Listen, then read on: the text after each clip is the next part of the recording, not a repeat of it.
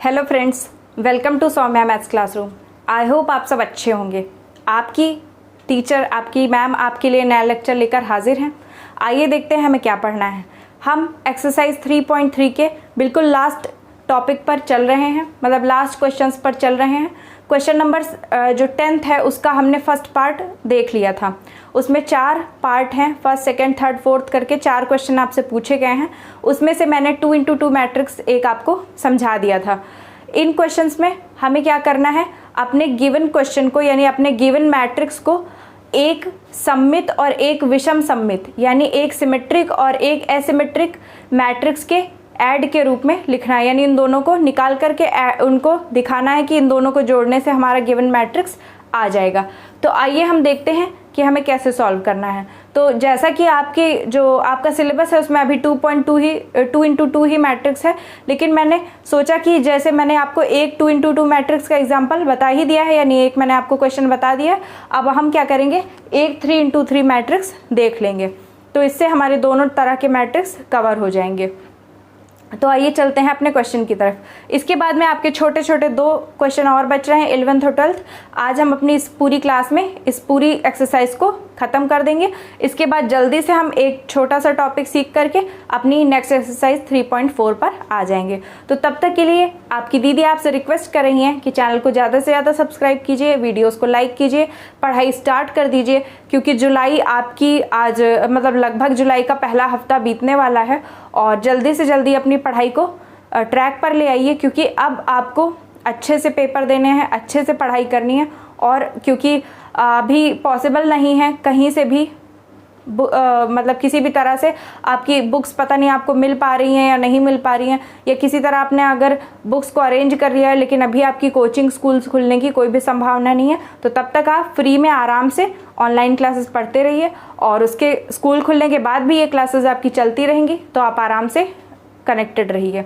तो चलिए चलते हैं हम अपने क्वेश्चन नंबर 10 के थर्ड पार्ट पर। मैंने ये थर्ड पार्ट इसलिए ले लिया है क्योंकि जैसा मैंने आपको पहले ही बताया कि एक 3x3 मैट्रिक्स है। तो आज हम अच्छे से समझते हैं कि हमें किस तरह से इस क्वेश्चन को सॉल्व करना है। जैसा कि मैंने आपको बताया कि इसमें आपको क्या करना है, मैंने आपको एक थ्योरम बताई थी, 2 थ्योरम्स बताई थी। थ्योरम में जो हमारी थ्योरम नंबर 2 थी उसमें क्या था, हमें बताया गया था कि हम अपने किसी भी मैट्रिक्स को एक सममित अवयव और एक विषम सममित अवयव के योग के रूप में व्यक्त कर सकते हैं। तो हमको यहाँ वही करना है, अपने इस गिवन मैट्रिक्स को हमें कैपिटल A मान लेना है और फिर इसे एक सममित और एक विषम सममित अवयव के रूप में व्यक्त कर देना है। तो आइए हम चलते हैं, देखते हैं कि हमें इसे कैसे करना है। अब ये तो आपका क्वेश्चन है। अब यहाँ पर आप लिखेंगे सॉल्यूशन। आज मैंने सोचा जैसे कि इससे पहले जो मैंने आपका क्वेश्चन बताया था वो भी मैंने आपको पूरा क्वेश्चन बताया था, बस ये था कि उसमें मैंने आपको लैंग्वेज नहीं बताई थी। या वैसे कोई ज़रूरी नहीं है लैंग्वेज को बहुत ज़्यादा लिखना, पर मैथ्स में अगर हल्की सी लैंग्वेज आप लिख देंगे तो क्या होगा, यहाँ जो मैथमेटिकल पार्ट है वो भी और उसके साथ में जब आपकी लैंग्वेज भी कनेक्ट हो जाएगी तो उससे क्या होगा, आपको नंबर ज़्यादा मिलने के चांसेस बढ़ जाएंगे। यानी कि जैसे कि अगर कोई क्वेश्चन आपसे 6 नंबर का पूछा जाता है, आप उसे पूरा सही सॉल्व कर देते हैं तो हो सकता है आपको 5 नंबर ही मिलें या 4 मिलें, अगर कहीं 1-2 गलतियाँ छोटी छोटी मिल गई तो। लेकिन जब आप उसके साथ लैंग्वेज को भी ऐड कर देते हैं तो आपको 6 आउट ऑफ 6 मिलने की पूरे चांसेस होते हैं। तो इस तरह से हम क्या करते हैं, ज़्यादा से ज़्यादा नंबर्स को स्कोर कर सकते हैं और इफेक्टिव अपनी राइटिंग को और इफेक्टिव बना सकते हैं। ऐसा नहीं है कि मैथ्स में राइटिंग का कोई वो नहीं है, कोई रोल नहीं है, नहीं, मैथ्स में भी राइटिंग का रोल होता है। तो आइए हम देखते हैं कि हमें इसे कैसे सॉल्व करना है। अब सोल्यूशन में हम क्या करेंगे, लिखेंगे let A is equals to, यानी जो हमें मैट्रिक्स दिया है इसको हमने मान लिया कि इसका नाम क्या है, कैपिटल A, और कैपिटल A नाम से हम अपने मैट्रिक्स को नोट कर लेंगे। तो 3 1 3 3 -1 -2 -2 1 -4 -5 एंड 2, ये हमारा गिवन मैट्रिक्स है। अब इसी मैट्रिक्स को हमको 2 ऐसे मैट्रिसेस के एडिशन के रूप में हमें इसे लिखना है या व्यक्त करना है, जिसे जो क्या हो, जिनमें से एक सममित हो और दूसरा विषम सममित, यानी एक सिमेट्रिक हो और दूसरा स्क्यू सिमेट्रिक हो। तो आइए हम देखते हैं कि हम उसे कैसे करेंगे। तो आई होप आपको यहाँ तक दिख रहा होगा और मैं इसे नीचे कर देती हूँ ताकि हम इसे अच्छे से सॉल्व कर सकें। हाँ, तो कैमरा हमारा नीचे सेट हो गया है और यहाँ तक हमने इसे लिख लिया है। अब इसके बाद सिंस, आप क्या लिख सकते हैं, सिंस बाय थ्योरम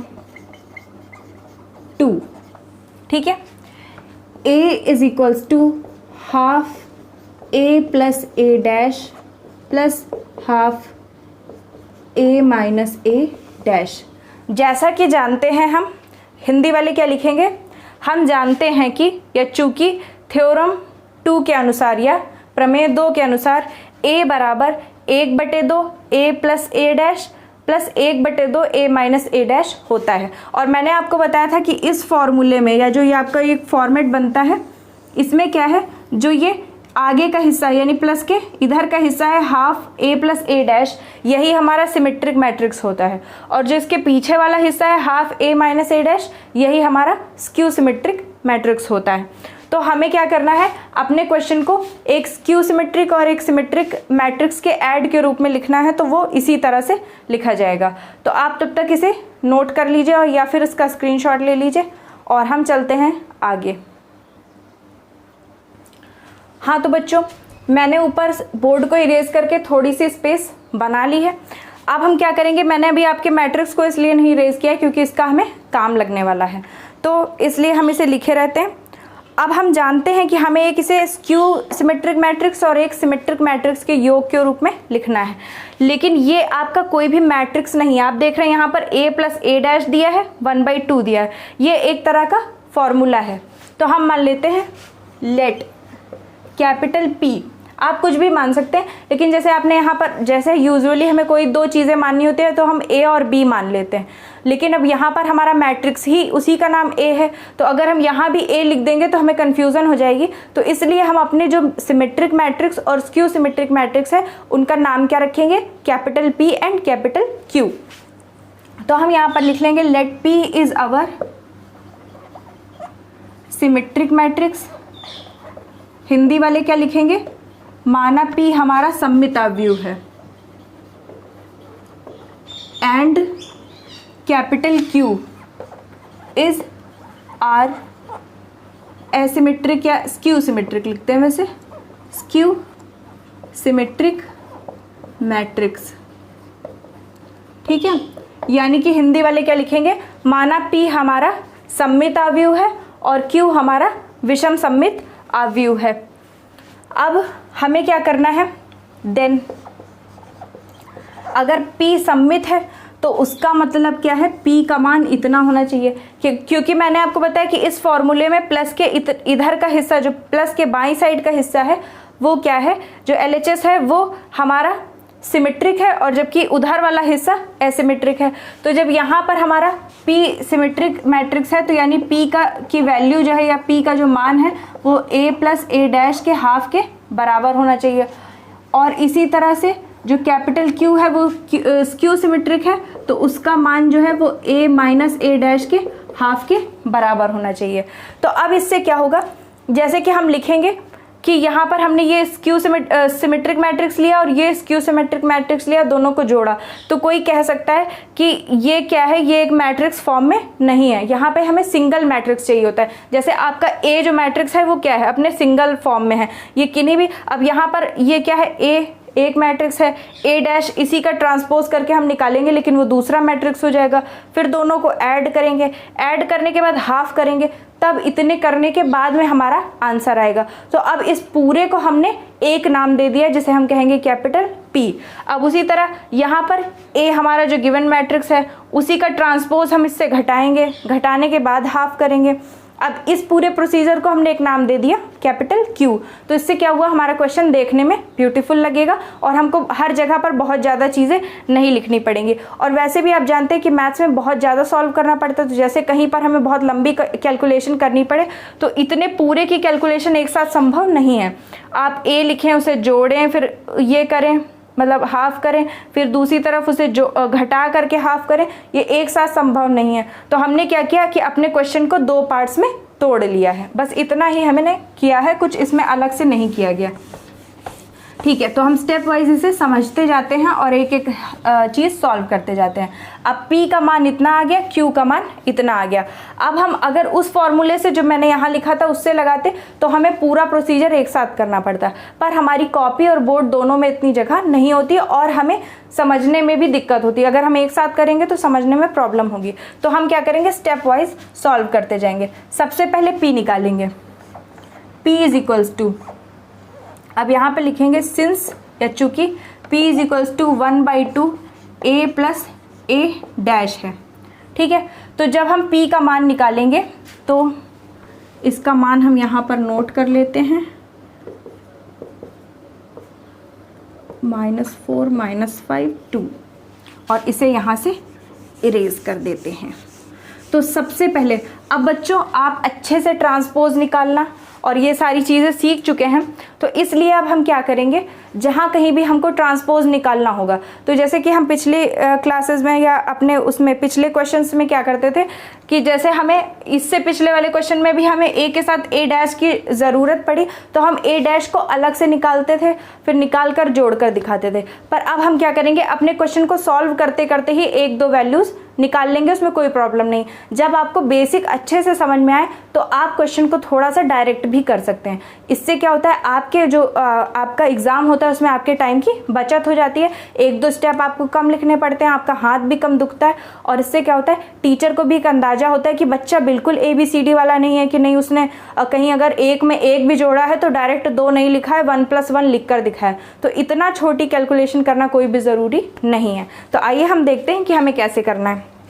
अब सबसे पहले हम यहाँ 1/2 लिख लेंगे, फिर 1/2 के बाद हमें क्या चाहिए, एक ब्रैकेट हमने लगाया, जैसा जैसा कुछ लिखा है वही, देखिए 1/2 फिर ब्रैकेट लग गया। ब्रैकेट के बाद में आपको लिखना है कैपिटल A। अब कैपिटल A हमारा जो मैट्रिक्स है वो है 3 3 -1 -2 -2 +1 -4 -5 +2, इतना हमारा एक मैट्रिक्स हो गया। अब इसके बाद में हमें लगाना है प्लस। अब ये मैट्रिक्स तो हमने नोट ही कर लिया, कोई प्रॉब्लम नहीं है, इरेज कर देते हैं। प्लस के बाद में आपको लिखना है A डैश। A डैश मतलब A का ट्रांसपोज। तो ट्रांसपोज मैंने आपको निकालना बताया था, जब भी आप रो को कॉलम बना देते हैं या फिर कॉलम को रो बना देते हैं तो हमें हमारा ट्रांसपोज मैट्रिक्स मिल जाता है। तो अब इसको हर जगह पर अलग से करके देखने की ज़रूरत नहीं, आप यहीं इसी मैट्रिक्स को इधर ट्रांसपोज फॉर्म में लिख दीजिए इसके बगल में। तो हम जानते हैं हमारी पहली रो क्या है, 3 3 -1, तो यहाँ पहला कॉलम हम इसे बना देंगे 3 3 -1। यहाँ पर दूसरी रो है -2 -2 +1, तो हमारा दूसरा कॉलम हो जाएगा -2 -2 +1। यहाँ लास्ट रो है हमारी -4 -5 +2, तो -4 -5 +2 हमारा नेक्स्ट कॉलम हो जाएगा। आई होप आपको साइड तक दिख रहा होगा। थोड़ी सी प्रॉब्लम है, मैं कैमरे को एक बार सेट करने की कोशिश करती हूँ। हाँ, तो आई होप अब आपको अच्छे से दिख रहा होगा और अब मैं इतना किनारे नहीं लिखूंगी। ठीक है, तो अब हम क्या करते हैं, अब देखिए हमारे पास हमारे दोनों मैट्रिक्स सेट हो गए हैं और अब हमें केवल इसमें कैलकुलेशन करनी बाकी है और इससे हमारा P की वैल्यू निकल आएगी। तो P इज इक्वल्स टू क्या हो जाएगा, 1/2। अब आप क्या करेंगे, इस वाले ब्रैकेट को ना लगाना चाहे तो ना लगाएं, अब आपको डायरेक्ट ऐड कर देना है। अब मैंने आपको बताया था कि जब भी हम दो मैट्रिक्स को ऐड करते हैं या सब्सट्रैक्ट करते हैं तो किस तरह किया जाता है, करस्पॉन्डिंग एलिमेंट्स को जोड़ते जाते हैं। ठीक है, तो करस्पॉन्डिंग एलिमेंट्स को जोड़ेंगे, 3 और 3 जुड़कर 6 हो जाएगा, 3 में -2 जुड़ेगा, ध्यान रखिएगा 3 में -2, तो 3 से 2 घट जाएगा और बचेगा 1। -1 में -4 जोड़ेंगे तो हो जाएगा -5, -2 में +3। अब वैसे ही जैसे यहाँ +3 से -2, यहाँ -2 से +3, बात एक ही है, तो यहाँ भी आ जाएगा 1। -2 और -2 जुड़ेगा तो आ जाएगा -4, 1 से -5 घट जाएगा, यानी 1 में -5 जुड़ेगा तो बचेगा -4, -4 और -1 जुड़कर हो जाएगा -5, -5 और +1 जुड़कर हो जाएगा -4, 2 और 2 जुड़कर के हो जाएगा 4। अब ये हमारा मैट्रिक्स बन गया है एक फाइनल फॉर्म में, लेकिन अभी यहाँ पर 1/2 करना बाकी है। तो अब हम क्या करेंगे, 2 से अंदर के सारे एलिमेंट्स को भाग कर देंगे और भाग करके हमें जो भी चीज़ कट जाएगी उसे सॉल्व कर देंगे, बाकी को ऐसे ही लिख देंगे। जैसे 6 को 2 से भाग कर सकते हैं, 3 आ जाएगा, लेकिन 1 में नहीं जाएगा तो 1/2 आ जाएगा, -5 में भी नहीं जाएगा तो -5/2 आ जाएगा, 1 में भी नहीं जाएगा तो 1/2 आ जाएगा, -4 में चला जाएगा तो -2 आ जाएगा, यहाँ भी -4 में 2 से भाग जाएगा तो -2 आ जाएगा, -5 में नहीं जाएगा तो 5/2 लिख देंगे, -5/2, -4 को -2 लिख दिया जाएगा और 4 को 2 लिख दिया जाएगा। तो ये हमारा रिजल्टेंट मैट्रिक्स बना, जो कि हमारा P वाला मैट्रिक्स है। इसे हम क्या कह सकते हैं, ये हमारा सिमेट्रिक मैट्रिक्स होगा। अब आप एक बार देख सकते हैं कि ये आपका सिमेट्रिक मैट्रिक्स है या नहीं। ये मैं आपको तरीका इसलिए बता रही हूँ ताकि आप अपना आंसर चेक कर सकें जल्दी से। देखिए 3 है। अब आपकी यही रो जब आप इसका ट्रांसपोज करेंगे, आप जानते हैं कि सिमेट्रिक मैट्रिक्स क्या होता है, जब आपका कोई मैट्रिक्स है उसे आपने ट्रांसपोज किया, ट्रांसपोज करने पे भी आपको वही मैट्रिक्स फिर से मिल जाए। तो आप देखेंगे ये आपकी रो है और इसका ट्रांसपोज आप जब करेंगे तो ये कॉलम बन जाएगा। तो यही रो है और आप देख रहे हैं आपका कॉलम भी वही है। 3 1/2 -5/2 रो में भी है, 3 1/2 -5/2 कॉलम में भी है। इधर आप देखिए आपकी रो क्या है, 1/2 -2 -2। इधर देखिए दूसरा कॉलम भी वही है, 1/2 -2 -2। इधर देखिए तीसरी रो आपकी है -5/2 -2 +2। और यहाँ देखिए आपकी तीसरा जो आपका कॉलम है -5/2 -2 और +2। तो यानी कि ये हमारा सिमेट्रिक मैट्रिक्स है। तो ये अपने आप प्रूफ हो गया, आपको करने की ज़रूरत नहीं पड़ेगी, आप बस देख कर ही जान सकते हैं कि आपने जो भी उत्तर निकाला है वो एकदम सही आया है। अब हमने P निकाल लिया है, इसी तरह से हम क्या करेंगे, सॉल्व करके Q निकालेंगे। अब P के बाद में Q निकालेंगे, इसी तरह हमको एक सिंगल मैट्रिक्स मिल जाएगा। और हम जानते हैं कि हमें अपने मैट्रिक्स A, जो हमें A गिवन मैट्रिक्स था, दिया हुआ मैट्रिक्स था, उसे P और Q के योग के रूप में व्यक्त करना है। तो बस हम क्या करेंगे, लास्ट में P वाला मैट्रिक्स और प्लस लगाकर Q वाला मैट्रिक्स साथ में रख देंगे और आंसर आ जाएगा। तो तब तक के लिए आप इसका स्क्रीनशॉट ले लीजिए या फिर इसे नोट कर लीजिए रोक करके वीडियो। और अब हम चलते हैं अपने Q वाले पार्ट पर। हाँ तो मेरे प्यारे बच्चों, अब हम चलते हैं नेक्स्ट टर्म पर।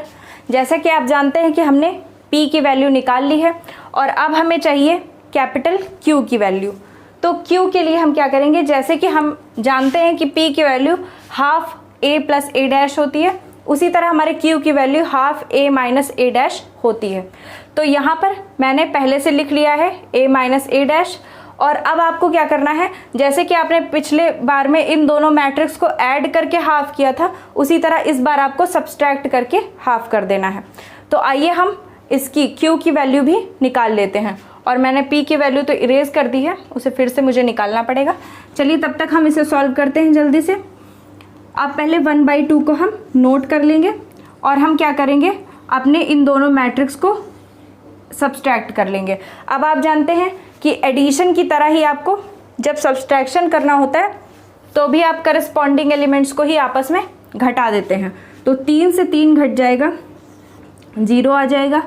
3 से -2 घटेगा। अब ध्यान रखिएगा, यहाँ भी माइनस लगा है और यहाँ भी माइनस, दोनों माइनस मिलकर के प्लस हो जाएंगे। अब 3 में जब +2 हो जाएगा, यानी 3 में 2 जुड़ जाएगा तो आ जाएगा 5। उसी तरह यहाँ भी माइनस है और यहाँ भी माइनस है, ये दोनों माइनस मिलकर भी प्लस हो जाएंगे और ये बन जाएगा +4। और +4 है और इधर -1 है, तो दोनों के चिन्ह क्या है, अलग अलग हैं, तो दोनों जुड़ने की जगह घट जाएंगे और 4 से 1 घट जाएगा तो बचेगा 3। इसी तरह -2 और -3, यहाँ माइनस है और ये भी माइनस इसमें अप्लाई होगा तो ये भी -3 हो जाएगा और दोनों जुड़ के -5 बन जाएंगे। यहाँ पर -2 और माइनस माइनस मिलकर +2, +2 -2 आपस में कैंसिल होकर 0 हो जाएंगे। 1 और माइनस माइनस मिलकर +5, +5 और +1 मिलकर के 6 हो जाएंगे। -4 और माइनस माइनस मिलकर +1, -4 से +1 घटेगा तो -3 आ जाएगा। -5 -1 मिलकर के -6 हो जाएंगे। +2 और -2 मिलकर के 0 हो जाएंगे। अब ये तो हो गया इतना पार्ट। अब इसके बाद में हमें इसमें 1/2 से मल्टीप्लिकेशन करना पड़ेगा, यानी 2 से भाग करना पड़ेगा। तो 2 से डिवाइड करके हम अपना फाइनल मैट्रिक्स निकाल लेते हैं, देखते हैं कि क्या आता है। 0 में 2 से डिवाइड होगा तो 0 ही आ जाएगा, 5 में होगा तो 5/2 रहेगा, 3 में होगा तो 3/2 हो जाएगा, -5 में होगा तो -5/2 हो जाएगा, 0 में होगा तो 0 ही रहेगा, 6 में होगा तो 3 हो जाएगा, -3 में होगा तो -3/2 हो जाएगा, 6 में हो जाएगा तो -3 हो जाएगा, और 0 में होगा तो 0 ही रहेगा। अब ये हमारा स्क्यू सिमेट्रिक मैट्रिक्स बन गया। अब आपको पेपर के टाइम चेक करना होगा कि आपने ये जो निकाला है ये सही है या नहीं। देखिए यहाँ पर 0 है, 5/2 है, 3/2 है, और ये आपकी रो है, तो आपका कॉलम भी यही होना चाहिए, बस प्लस की जगह माइनस लगा होना चाहिए। 0 -5/2 -3/2। अब आप देखते हैं 0 में तो वैसे भी माइनस प्लस लगता नहीं है, 5/2 3/2 दोनों पॉजिटिव थे, तो यहाँ पर वो दोनों नेगेटिव हो गए हैं। उसी तरह अगली रो देखें, अगली रो में -5/2 0 और 3 है, तो आपका जो अगला कॉलम है उसमें भी 5/2 0 और -3 है। अब यहाँ पर माइनस लगा था तो 5/2 में नहीं लगा है, और यहाँ पर आपका 3 पॉजिटिव था, इस वाली रो में 3 पॉजिटिव था, तो इस वाले कॉलम में 3 नेगेटिव आ गया। तो इतना ही देखकर आप समझ जाएंगे कि आपका जो मैट्रिक्स आया है वो स्क्यू सिमेट्रिक मैट्रिक्स है। तो आपको जो आंसर मिल गया है वो सही मिल गया है, यानी एक तरफ आपने P निकाल लिया था, एक तरफ हमने Q निकाल लिया है। अब जल्दी से हम क्या करते हैं, इसके आप इतनी क्वेश्चन का स्क्रीनशॉट ले लीजिए। आपको यहाँ से नोट करना है, ऊपर का तो आप ले चुके हैं, तो मैं तब तक इरेज कर लूँ और P और Q की वैल्यूज़ को मैं नोट कर लूँ। Q की वैल्यू तो अभी हमारे सामने है और P की मैंने ध्यान नहीं दिया, इरेज कर दिया है, तो मैं उसे सॉल्व करके निकाल लेती हूँ। अब यहीं पर आप देख लीजिए, सिंस जो हमारा A है उसे हम किस रूप में लिखते हैं, एक तो हमारा वो रूप होता है 1/2 a + a' + a - a'। अब उसी a + a' और a - a' को हमने P और Q के रूप में लिख लिया था। मैंने बताया था कि हमने हाफ a + a' को P मान लिया है और हाफ a - a' को Q मान लिया है। तो अब इसका मतलब क्या है कि a = P + Q हो गया। अब हम दोनों की वैल्यूज़ को बस रख देंगे और हमारा आंसर आ जाएगा। ठीक है, तो a की वैल्यू रखने की आपको कोई ज़रूरत नहीं है क्योंकि वो तो आपका क्वेश्चन ही है, और P की वैल्यू क्या आई थी वो हमें सॉल्व करना पड़ेगा। 3 ऐड किया था 6 आया था, और 6 का हाफ किया था तो 3 आया था। 3 - 2 1 आया था, और 1 का हाफ किया था तो 1/2। -1 3 एंड -2, हाँ तो 1 आया था। -1 और -4 ऐड किया -5, तो -5/2 हो गया। -2 और +3 1 होगा तो 1/2 हो जाएगा। उसके बाद में -2 और -2 को ऐड करने पर -4 होगा, और उसे हाफ करेंगे तो 2 आ जाएगा।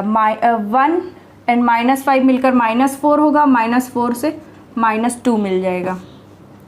अब उसके बाद में लास्ट हमारा बचा है -4 -1 ऐड करेंगे -5, तो -5/2, और यहाँ पर आएगा, ये दूसरी रो है तो यहाँ पर आ जाएगा -2 -5, ये -4 -1 ऐड किया, -5 में 1 ऐड हुआ, -4 आ गया, -2 और 2 4 हुआ, 4 का हाफ करेंगे तो 2 आ जाएगा। तो ये तो थी हमारे P की वैल्यू। ठीक है, A = P + Q था, तो P की वैल्यू हमने निकाल ली, दोबारा इरेज कर दिया था, उसके बाद फिर से निकाल लिया, और Q की वैल्यू हमारे सामने है। जो लास्ट में हमारा फाइनल मैट्रिक्स आया है 0 5/2 3/2 -5/2 0 3 -3/2 -3 एंड 0। तो हमें क्या करना था, एक सिमेट्रिक मैट्रिक्स और एक स्क्यू सिमेट्रिक मैट्रिक्स के को ऐड करके, यानी उनके योग के रूप में अपने A को व्यक्त करना था, तो हमने उसे व्यक्त कर दिया, यानी डिनोट कर दिया। कैपिटल A = अब ये जो हमारा मैट्रिक्स है ये सिमेट्रिक है और अगला वाला स्क्यू सिमेट्रिक है, और आप फाइनली आंसर चेक करने के लिए क्या कर सकते हैं, रफ में पीछे इन दोनों मैट्रिक्स को ऐड कर सकते हैं। ऐड करके देख लीजिए कि आपका कैपिटल ए आ रहा है या फिर नहीं आ रहा है। तो तब तक के लिए आप इसका स्क्रीनशॉट ले लीजिए।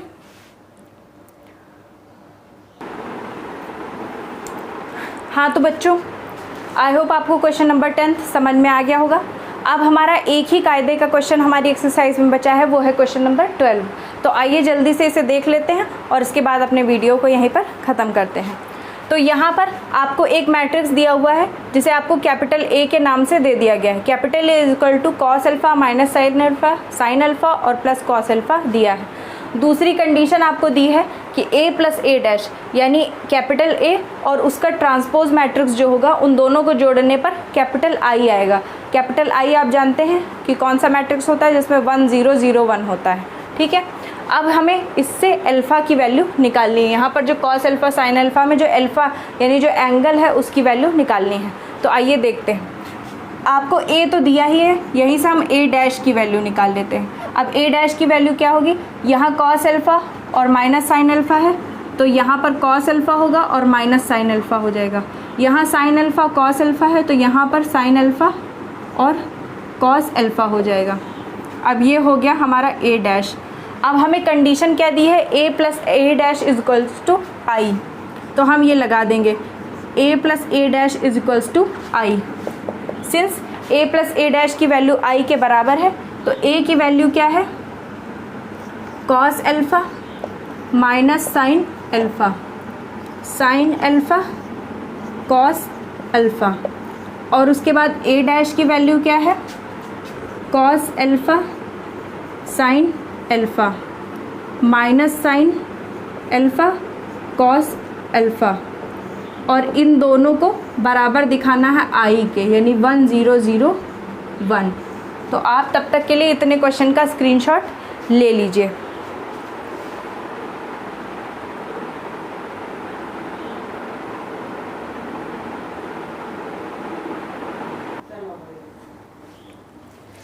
अब इसके आगे बच्चों हमें क्या करना है, हम जानते हैं कि हमें जो भी चीज़ दी हुई है बस उसे उसी स्टेप में हल करते जाना है। जैसे ये आपका a है मैट्रिक्स और ये a डैश है। अब दोनों के बीच में प्लस लगा है तो हमें इन्हें ऐड कर देना है और ऐड करने के बाद हमें अपने इस तीसरे मैट्रिक्स आइडेंटिटी मैट्रिक्स के इक्वल इसे दिखा देना है। तो हम इन दोनों को ऐड करेंगे तो क्या क्या आएगा, कॉस अल्फ़ा में कॉस अल्फ़ा जुड़ेगा 2 कॉस अल्फ़ा। वैसे तो आपका आंसर यहीं से निकल आएगा पर हम आगे भी जोड़ लेते हैं। माइनस साइन अल्फ़ा और प्लस साइन अल्फ़ा दोनों जुड़ेंगे तो 0 हो जाएगा। फिर साइन अल्फ़ा में माइनस साइन अल्फ़ा जुड़ेगा तो 0 हो जाएगा, और कॉस अल्फ़ा और कॉस अल्फ़ा फिर जुड़ करके 2 कॉस अल्फ़ा बन जाएंगे। और अब देखिए आपका जो आइडेंटिटी मैट्रिक्स है वो 1 0 0 1 होता है, और आप देख रहे हैं कि 0 0 पोजीशन यहाँ पर आ ही चुकी हैं। अब हम क्या करेंगे, कंपैरिजन कर लेंगे। तो कंपेयरिंग इट वी गेट, इनको कंपैरिजन करने पर हमें क्या मिलेगा, हम जानते हैं कि यहाँ की तो पोजीशन पहले से फिक्स है 0 0। अब हम क्या करेंगे, जब दोनों मैट्रिक्स बराबर है तो इसका मतलब इसका जो फर्स्ट यानी 1 1 पोजीशन पर जो एलिमेंट है 2 कॉस अल्फ़ा और यहाँ पर 1 1 पोजीशन पर है 1, तो ये दोनों बराबर होने चाहिए। तो 2 cos alpha is equals to 1 आ जाएगा, और यहाँ भी 2 cos alpha is equals to 1 ही आएगा क्योंकि कोई दूसरी चीज़ है नहीं उसमें। तो हम क्या करेंगे, बस इसे सिंपली सॉल्व कर लेंगे। आइए इसे सॉल्व कर लेते हैं।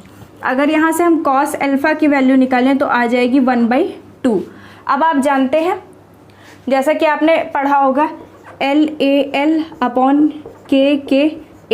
ये रूल होता है लंब आधार लंब बटे कर्ण कर्ण आधार। ठीक है, ये रूल होता है, या इंग्लिश में आप इसे क्या कहते हैं, लंब को आप कहते हैं परपेंडिकुलर, आधार को आप कहते हैं बेस, फिर PBP, और कर्ण को आप कहते हैं हाइपोटेनस और आधार B। ठीक है, तो इस रूल के हिसाब से ये हमारा साइन होता है, ये कॉस होता है, और यहाँ पे भी ये वाला कॉस होता है, यहाँ पर ये, यानी कॉस अल्फ़ा का मान क्या होता है, आधार बटे कर्ण, या इंग्लिश वाले कह सकते हैं बेस अपॉन हाइपोटेनस। तो बेस अपॉन हाइपोटेनस ये होता है। और आप जानते हैं कि cos अल्फा की वैल्यू 1/2 कब होती है? आप जानते होंगे cos थीटा की वैल्यू, वैसे तो नॉर्मली थीटा यूज़ होता है एंगल की जगह, लेकिन यहाँ पर अल्फा यूज़ हुआ है। तो cos की वैल्यू 1/2 कब होती है? 60 डिग्री पर होती है। साइन की वैल्यू 1/2 कब होती है? 30 डिग्री पर, जबकि cos की कब होती है? 60 डिग्री पर। तो ये मैंने आपको ऐसे एडिशनली बता दिया, इसका आपको कोई काम नहीं है, यहाँ पर आपने ऐसे ही इसे समझ लिया, मैंने सोचा आपको बता दूं। बाकी आप जानते हैं कि अल्फा की वैल्यू अगर 60 डिग्री होगी तो हमारा cos क्या होगा? 1/2 होगा। अब 60 डिग्री को अगर हम क्या करें? रेडियन में लिखें, तो रेडियन में आप जानते हैं कि इसे आप क्या लिख सकते हैं? 60 डिग्री का मतलब है, इसको लिख सकते हैं आप π/3। हाँ, क्योंकि पाई की वैल्यू होती है 180 डिग्री और बटा आप 3 करेंगे तो 3 × 18 यानी 60 डिग्री आ जाएगा। तो आपका जो कोण होगा वो क्या होगा? π/3 रेडियन, और यही आपका आंसर होगा। तो बच्चों यहीं पर आपकी एक्सरसाइज 3.3 खत्म होती है। आप जल्दी से अपने क्वेश्चन का स्क्रीनशॉट ले लीजिए। उम्मीद है कि आपको सारे क्वेश्चन अच्छे से समझ में आ गए होंगे।